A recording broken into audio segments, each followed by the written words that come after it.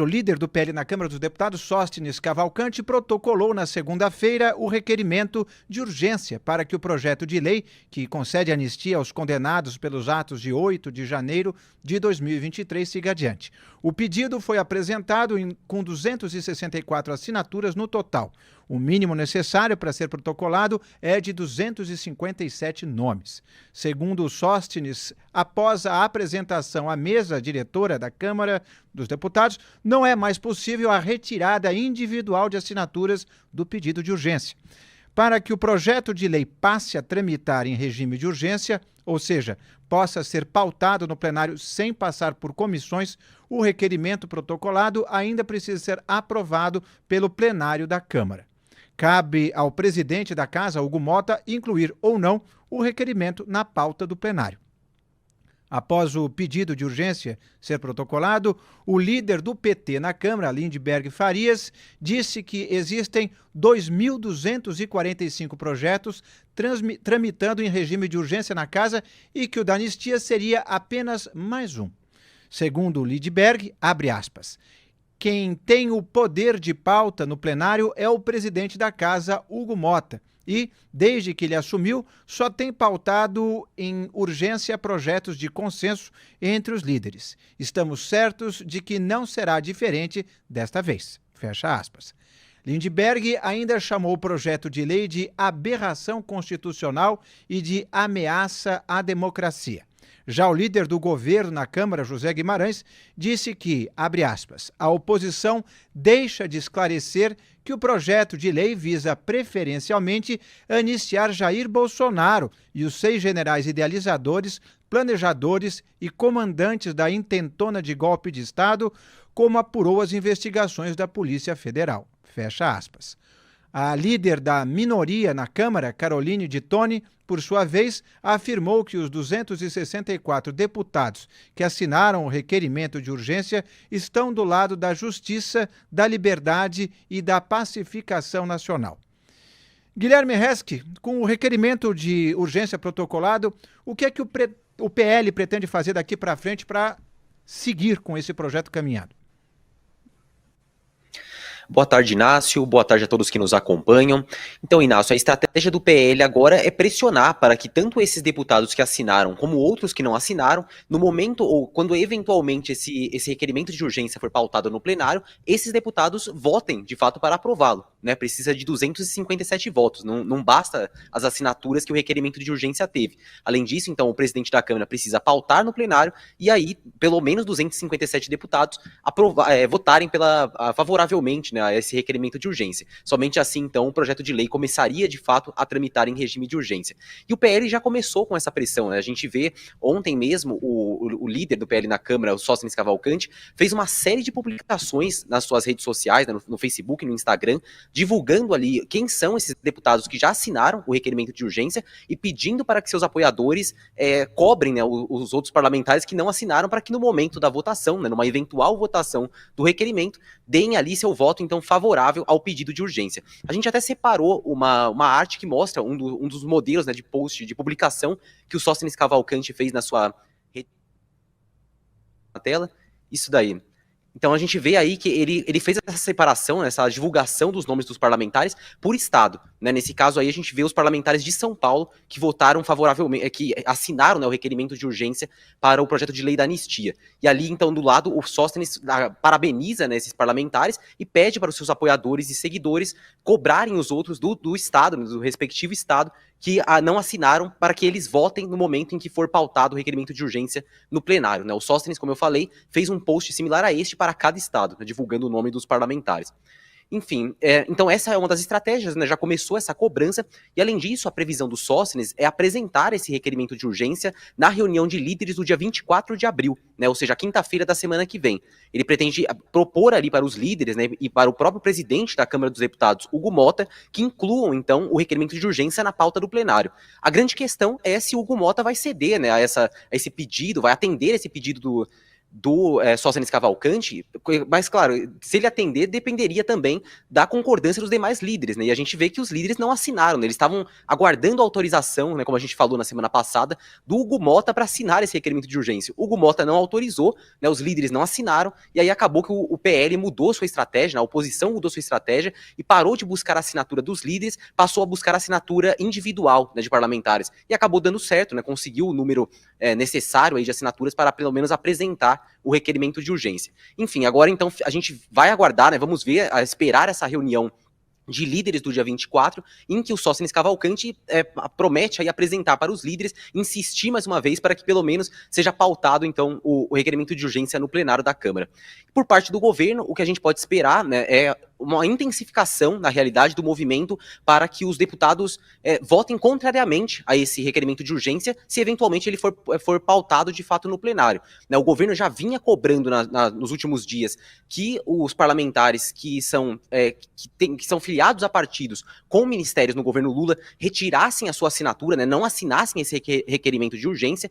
Inclusive, esse foi o motivo pelo qual o Sóstenes já protocolou agora, né, porque inicialmente o Sóstenes pretendia apenas apresentar o requerimento no dia 24, de fato, ele não pretendia protocolar agora, ele só protocolou porque percebeu essa movimentação do governo, a cobrança do governo, inclusive até mesmo do líder do PT na semana passada, Lidinberg Farias, para que os deputados filiados a partidos com ministérios não assinassem esse requerimento de urgência. Enfim, então agora a gente deve ocorrer, né, vamos esperar para ver, uma intensificação desse movimento do governo, cobrando para que os deputados, mesmo os que assinaram e os que não assinaram, votem contra se o requerimento de urgência for pautado. Porque o governo, lembrando, é contra tanto o requerimento como contra o projeto de lei da anistia em si. E falando dessa questão dos parlamentares que são filiados a partidos com ministérios, né, o movimento do governo não deu muito certo. A verdade é essa, nessa pressão do governo para que não assinassem o requerimento de urgência. Porque do total ali, de 264 assinaturas, 146 deputados filiados a partidos com ministérios assinaram o requerimento de urgência. Né? São nomes ali espalhados por republicanos, PP, MDB, PSD, né, que são partidos do Centrão, mas que tem pelo menos um ministro no governo Lula.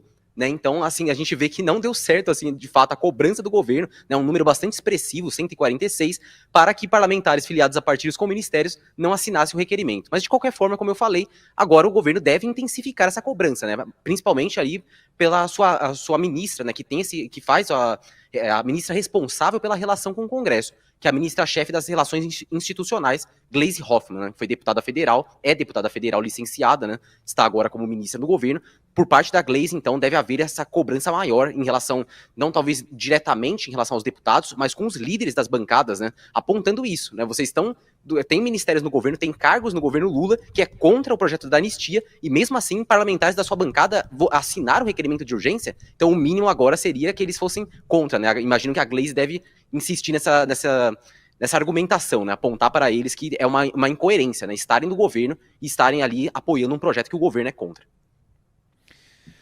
Já chamo para a conversa Rodolfo Borges, a quem deu boa tarde. Rodolfo Borges, até que ponto essa adesão maciça de parlamentares da base aliada, 56% dos votos para a anistia vieram de partidos com representação no Ministério, até que ponto isso vai impactar esse redesenho da reforma ministerial que é prometida para depois do feriado?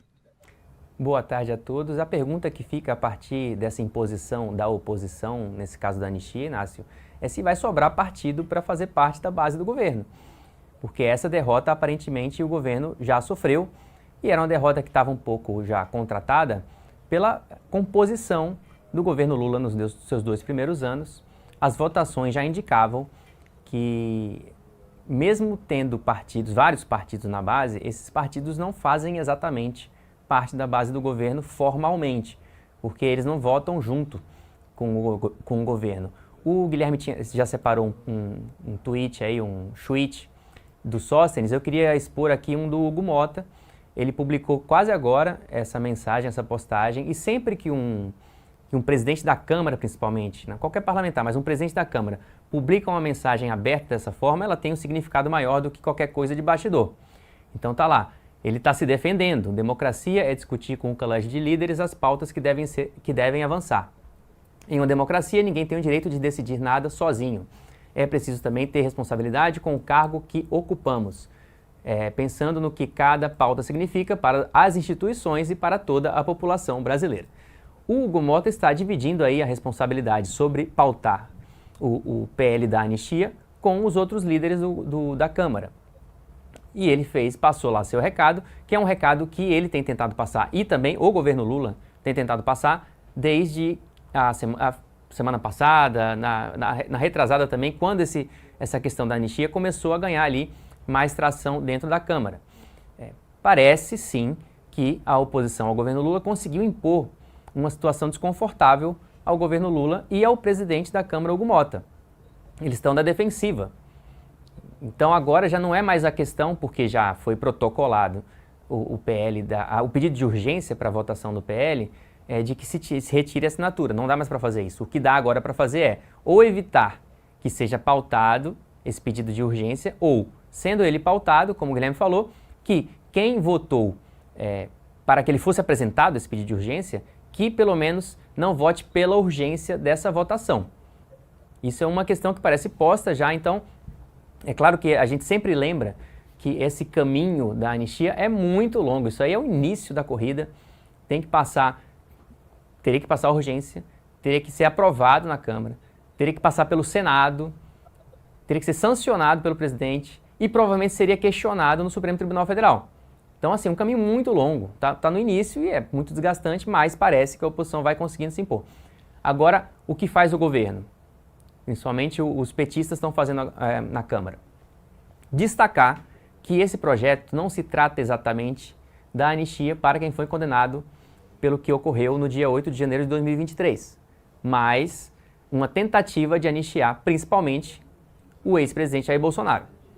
É aí que eles têm espaço para argumentar isso de forma mais eloquente, porque uma coisa é anistiar a Débora dos Santos, a cabeleireira, que pintou a Estátua da Justiça com batom e começou a pegar uma pena muito alta no STF, o julgamento dela não terminou ainda, o Luiz Fux, ministro do STF, paralisou com um pedido de vista, já disse publicamente que vai dar uma pena menor do que 14 anos, que é a que foi votada pelo ministro relator, que é o Alexandre de Moraes, e corroborada pelo Flávio Dino.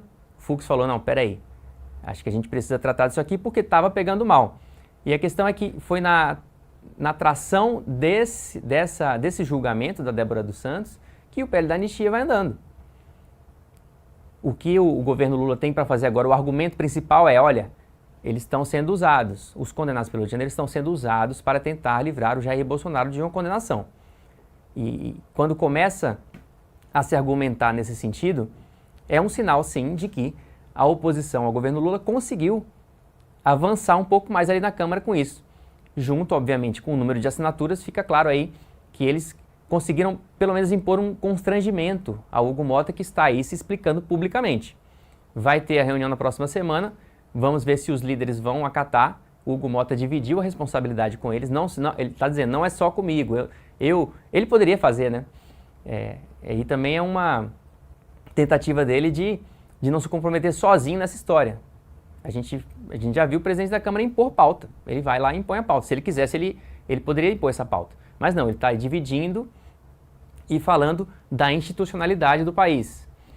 Porque, vamos lembrar, semana passada, o governo Lula apresentou ali a PEC da segurança pública, o Hugo Mota tentou se abraçar nisso para dizer, olha, essa é a prioridade do Brasil, não é a anistia, essa aqui é a prioridade, mas o fato é que a oposição ao governo Lula é muito forte na Câmara e mais do que isso, aí eu acho que é o principal. Essa imposição da pauta da anistia, ela demonstra a força, sim, do bolsonarismo, mas mais do que isso, fraqueza do governo Lula. É um governo fraco, que não consegue impor sua agenda direito, aprovou o orçamento de 2025 com 4 meses de atraso, e isso aí não pode ser tirado da equação. O governo Lula, mais do que a força do bolsonarismo na Câmara, a gente tem que destacar a fraqueza do governo Lula no Congresso Nacional, apesar de ter ali se entendido um pouquinho na perspectiva das emendas parlamentares, mas está claro que tem um desgaste, um descolamento muito grande do governo Lula, do Congresso Nacional, principalmente na Câmara dos Deputados, que é onde as batalhas geralmente começam a ser travadas, as batalhas políticas. Então, força do bolsonarismo, sim, mas mais do que isso, fraqueza do governo Lula na Câmara. Guilherme Resch, você que tem a temperatura aí, você que está em Brasília, consegue sentir as movimentações, existe perspectiva do governo conseguir realmente barrar essa movimentação junto ao Hugo Mota, ou estamos chegando naquela situação de que o Hugo Mota fala, olha, não tem como eu segurar mais, aqui já tem um número muito expressivo. Esses dias que vão ser daqui até o dia 24, trazem alguma expectativa real, tirando o desejo do governo em barrar por aqui, ou isso tende a caminhar? Não, é possível sim, né, o governo conseguir barrar ali, convencer os líderes de que não é o momento de pautar esse requerimento de urgência, né, porque existem outras pautas mais importantes, o governo deve argumentar isso com os líderes diretamente, mas o que parece é que está cada vez mais difícil, né, a verdade é essa, porque a gente vê que as bancadas, grande parte das bancadas apoiou, né, como eu falei, mesmo essas de partidos com ministros no governo, né, que tem cargos no governo Lula, e aí a gente chega nesse ponto que o Rodolfo chamou a atenção, bastante interessante de fato, que essa dificuldade do governo na articulação com o Congresso, que desde o começo do governo Lula 3 a gente observa, né? Antes o ministro das Relações Institucionais era o Alexandre Padilha, houve essa mudança mais recente para Gleisi Hoffmann, mas me parece que continua a dificuldade, né? Até como eu falei, por essas assinaturas, um número expressivo de assinaturas. O governo mesmo cobrando ali que os parlamentares seguissem o seu posicionamento, que é não ir contra, né, esse requerimento de urgência, mesmo assim, 146 deputados desses partidos assinaram o requerimento de urgência. Enfim, me parece que, de fato, como o Rodolfo comentou, continua essa fraqueza do governo, essa dificuldade de relacionamento com o Congresso, e aí entra a importância, inclusive, daquelas reuniões que eu cheguei a comentar ontem, né, que o governo, o presidente Luiz Inácio Lula da Silva fez uma reunião com líderes do Senado e com o presidente do Senado, Davi Alcolumbre, no começo deste mês, e tem uma outra prevista agora com os deputados federais, com os líderes da Câmara e com o presidente da Câmara, Hugo Mota, né, na residência oficial dele. Ainda não foi definida a data, mas diante dessa dificuldade do governo de articulação com o Congresso, essas reuniões ganham bastante importância de fato, né, para o próprio presidente entrar em campo e começar a tentar melhorar ali o relacionamento, a relação do governo com o Congresso, para que uma pauta bastante polêmica como essa, né, que é o projeto de lei da anistia, não vá adiante, né, assim, porque se até nessa pauta bastante polêmica o governo está sofrendo derrota, né, que no caso foi essas assinaturas, para que pelo menos se apresentasse o requerimento de urgência, imagine outras pautas que não são tão polêmicas, mas que o governo, por exemplo, tem um posicionamento e os deputados têm outro, né, num primeiro momento, por exemplo, né, se o governo tem dificuldade na pauta polêmica, até nessas outras mais simples, não vai conseguir a concordância ali dos deputados para que fique do seu lado. Então, de fato, esse episódio, pelo menos essa apresentação do requerimento de urgência, mostra, para mim, uma fraqueza muito grande por parte do governo, como o Rodolfo comentou, e acho que fica difícil cada vez mais para o governo, de fato, convencer os líderes a não pautarem esse requerimento de urgência. Aprovar, eu tenho certa dúvida, né? Eu acho que pode ser que nem todos os parlamentares que assinaram compareçam ali no momento da votação, né, para aprovar o requerimento de urgência, mas, pelo menos pautar, eu acho que ele pode ser pautado sim. É isso mesmo, Guilherme. Vamos acompanhar então esse desenvolvimento. Rapidamente, você fazer um fechamento de 30 segundos. Eu queria destacar que a reunião dos líderes é dia 24. Dia 25, volta o julgamento da Débora dos Santos no STF. Isso pode ter algum impacto, essa perspectiva, porque se o STF derruba a pena dela, aí muda um pouquinho a retórica desse jogo.